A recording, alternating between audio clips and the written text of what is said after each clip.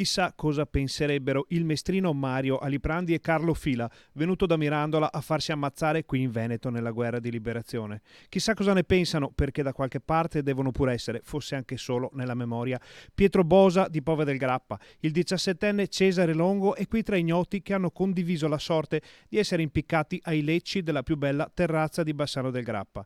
Chissà cosa avrebbero voluto dire a quel giovane di Bassano che a 25 anni è già molto più vecchio di parecchi di loro. I 31 martiri uccisi dai nazisti nel settembre del 1944 in una delle pagine più nere della storia d'Italia e del Veneto.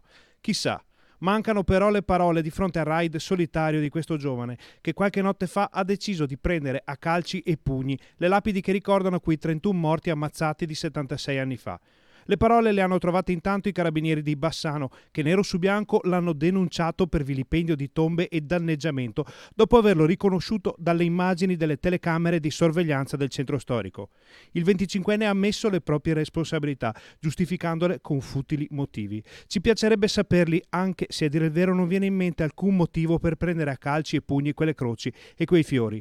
Ma siamo certi che se i martiri di Bassano potessero scambiare due chiacchiere con quel giovane, troverebbero le parole giuste per fargli capire perché sono morti o perché non avrebbero voluto morire appesi a un leccio. Ma questo non è possibile e l'unico modo che tutti noi abbiamo per dare voce a quei 31 morti è la memoria.